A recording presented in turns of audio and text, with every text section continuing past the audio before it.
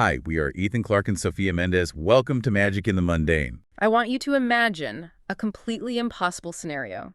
Like, really put yourself in it for a second. You wake up, you take a breath, you blink against the light, and you are fully conscious.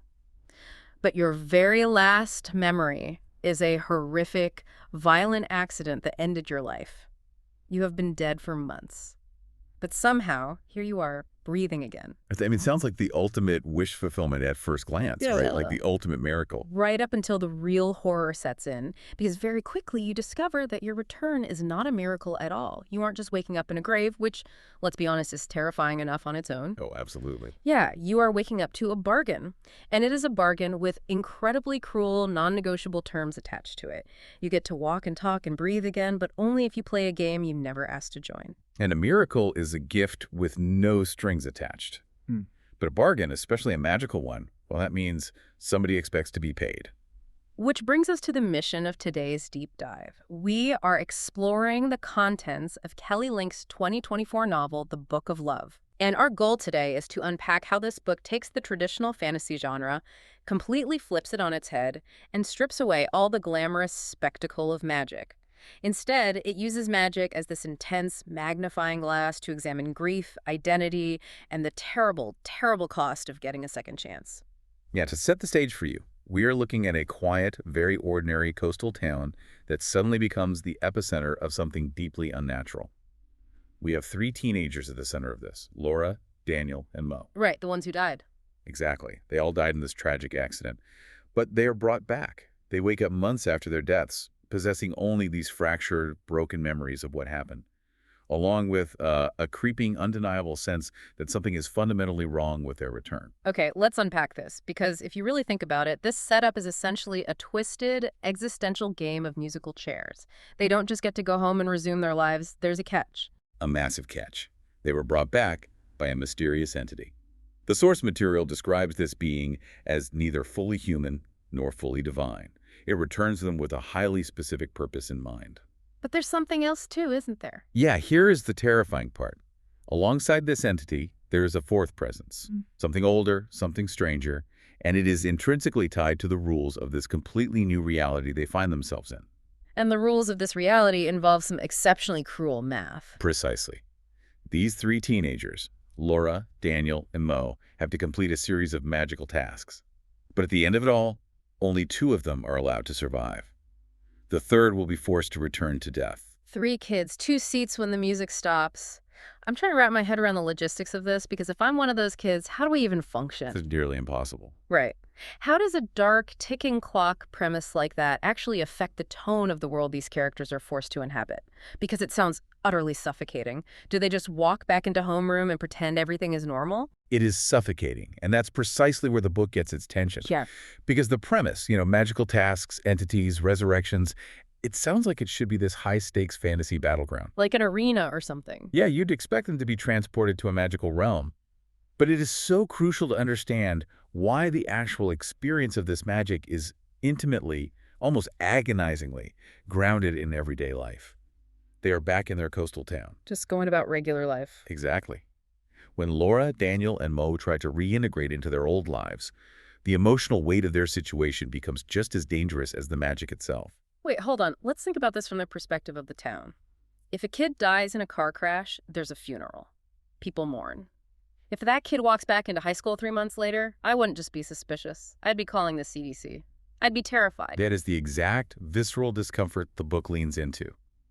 Your return is not treated as a universally joyous, triumphant event. I can imagine. The reactions from their families and the town are incredibly mixed and often very dark.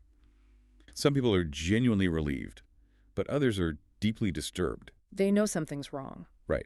You have people in this town who can instantly sense that the teenagers who came back are not entirely the same people who died. They are a little off, a little hollowed out. Which has to be the most alienating feeling in the world. You finally get your life back, you escape the grave, and the people who have loved you your entire life are looking at you like you're an imposter. Or worse, like a threat. And under that kind of intense psychological pressure, the cracks in their relationships start to show immediately. Friendships begin to fracture. Old teenage tensions that existed before they died suddenly resurface. But now with life or death stakes. Exactly. They are sharpened by this underlying, inescapable knowledge that survival is limited. The ticking clock of these tasks makes every single interaction fraught. Yeah, every conversation you have with your two friends has this horrifying subtext of will you be the one who stays or the one who goes back into the ground? It's brutal. But usually when we think of a magical competition for survival, we expect dragons. We expect fireballs to raise the stakes. We expect these grand cinematic battles where the winner is the strongest fighter. Not here, though. Right. The magic system here doesn't rely on flashy spells. It's pervasive, but it is incredibly subtle. The text notes that objects just shift. Time bends slightly at the edges. Small choices ripple outward in totally unexpected ways. To be honest, I'd almost prefer the dragon. How does subtle magic carry the tension of life and death? Think about the psychology of it. A dragon is a known threat. You can see it, you can run from it, or you can fight it. Subtle magic gets inside your head. It's like living in a house where the furniture is moved an inch every single day. You can't immediately prove to anyone that something is wrong, but your brain knows the environment is actively hostile. It's maddening. You can't fight shifting architecture with a sword, you just have to live in the paranoia of it. What's fascinating here is that the magic in this world is specifically designed to force moral dilemmas, not physical combat. It's not a test of magical prowess. So what are the tasks actually like? Well, the tasks these teenagers are given are entirely about what they're willing to sacrifice. It's a test of their morality and their desperation. To give you an idea of how this operates, a task might not be about defeating a monster. It might be about navigating the town's hidden magical history in a way that forces you to compromise your own ethics. Oh, wow. Yeah, the magic merely amplifies the emotional weight of the choices they have to make for their own survival. And, heartbreakingly, the choices they make that affect each other. If the town is that hostile and the magic is that psychologically corrosive, your mind has to snap eventually. How does a normal teenager even begin to process that level of trauma? Because when you put people in an impossible situation with a literal death sentence hanging over their heads, their true nature is going to come out. And the author gives us three very distinct, deeply human reactions to this trauma through our three resurrected teens. Let's start with Laura. The text positions Laura as the emotional center of the story. Her primary struggle is survivor's guilt. Makes sense. But it's an incredibly unique, horrifying brand of survivor's guilt. Because it's premeditated. Yes, she is paralyzed by the guilt of being alive right now, while simultaneously knowing that for her to stay alive, someone else she cares about is doomed to die.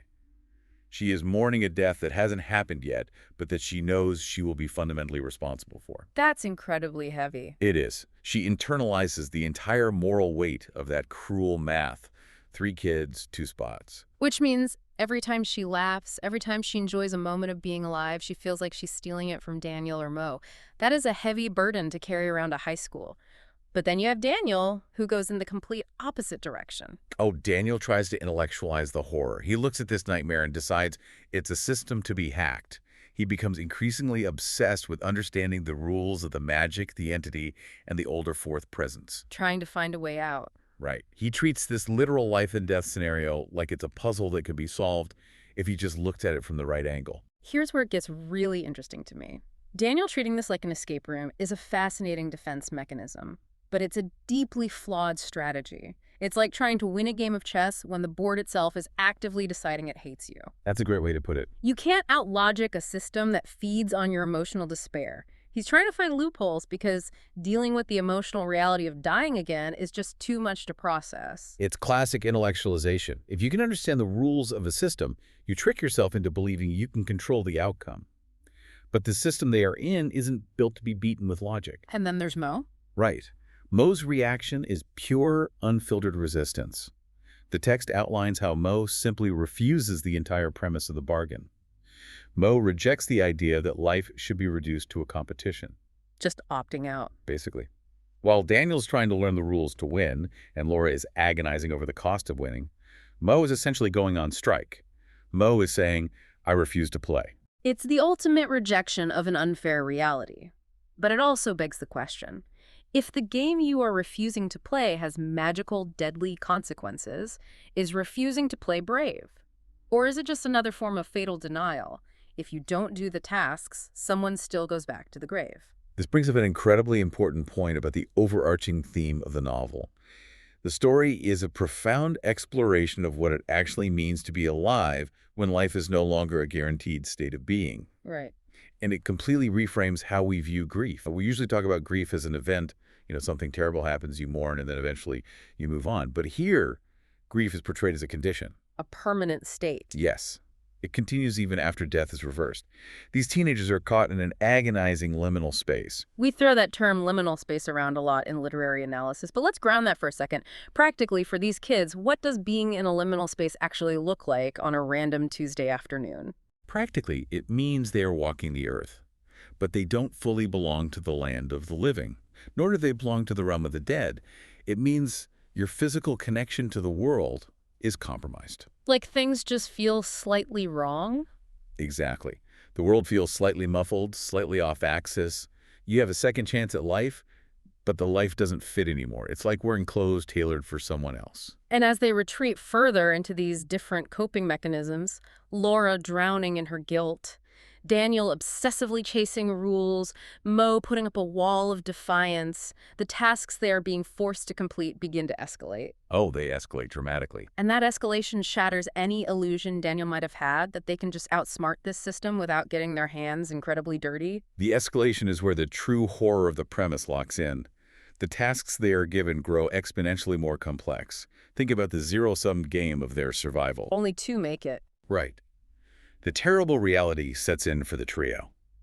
To succeed in a task, they might have to make a choice that directly compromises one of the others. Helping one person directly dooms another. There is no hidden loophole where everyone gets out unscathed. That's awful. And because of that, trust, which is usually what binds a group of friends together in a crisis, becomes a currency that is constantly being devalued. You can't. Think about it. How can you truly trust someone when you know their survival is fundamentally at odds with yours? You're constantly waiting for the other shoe to drop. You're waiting for the moment when Daniel decides that his survival logic means you have to be the one to lose. Exactly. But there's a crucial twist in the text here that changes the dynamic completely. It's not just the teenagers who are buckling under the pressure of these escalating tasks.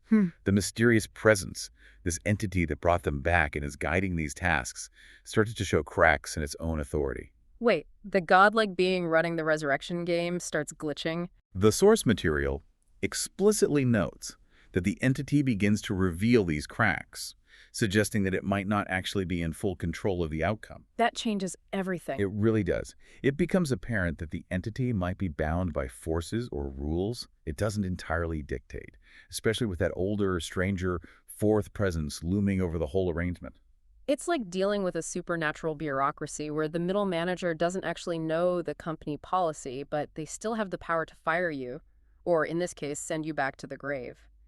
But if the entity running the game doesn't even have full control over the rules, does that make the characters' choices more meaningless, or does it make them infinitely more terrifying?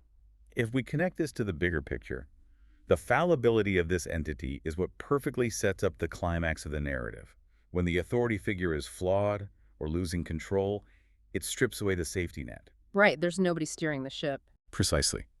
It means there is no grand, divine plan orchestrating their suffering. There is no everything happens for a reason. The final decision that is forced upon Laura, Daniel, and Mo cannot be undone by appealing to a higher power, because that power is cracking. Wow. They aren't just fighting an evil overlord in a final battle. They are confronting the void. They are forced to confront what living actually means and the terrifying subjective question of who deserves to do it. It removes the excuse of, I was just following the rules of the game. If the game is broken, your choices are your own. The blood is on your hands alone. If you survive, you can't blame the entity for the fact that your friend didn't. You have to own that choice. And that realization forces a climax where the moral weight is almost unbearable. The decisions they make in the final act are permanent. And the text gives us a very poignant look at the aftermath of that climax. The resolution of the Book of Love is incredibly bittersweet, because ultimately the magic fades from this quiet coastal town. The shifting objects, the bending time, the supernatural tasks, it all stops. But the scars remain. Completely. The consequences of the choices these teenagers made, the sacrifices they endured, those remain permanently. The magic leaves, but the trauma and the reality of their actions stay behind. Which is really the so what of this entire deep dive for you listening right now. That's why this book is so impactful and why it stands out in the modern fantasy landscape. It uses fantasy strictly as a tool for emotional exploration. It's grounded in the real feelings. Yes, the magic is very real within the context of the story. But the story is not fundamentally about the magic. It is about relationships. It is about identity. And it is a brutal examination of the heavy toll of a second chance. Like what it actually costs to come back. Exactly. It takes this universal human desire, the desperate wish to bring back someone we've lost or to get a do-over on a life cut short, and forces us to look at the horrifying logistics of what that would actually cost. It's the old monkey's paw concept, but stretched out over the agonizing minutia of daily life and teenage friendships. So what does this all mean? I think the ultimate takeaway here is a reminder that life's toughest choices rarely come with clear rules or perfect outcomes. They almost never do. Whether you're dealing with a mysterious resurrection entity or just navigating the very real, very painful complexities of human relationships and grief, there's rarely a path forward that doesn't involve some form of sacrifice. You can't always outsmart the system, and you certainly can't avoid the emotional toll of the choices you make to survive. And as we wrap up our analysis of the Book of Love, I want to offer one final thought for you to mull over. Building on the impossible situation Laura, Daniel, and Mo found themselves in. Let's hear it. If obtaining a second chance at life intrinsically requires the sacrifice of someone else's, if your very breath is dependent on the silencing of another's, at what point does the act of surviving become an act of betrayal? See you next week. Flip the page, here we go. Magic world, steal the show. Clap your hands, feel the spark.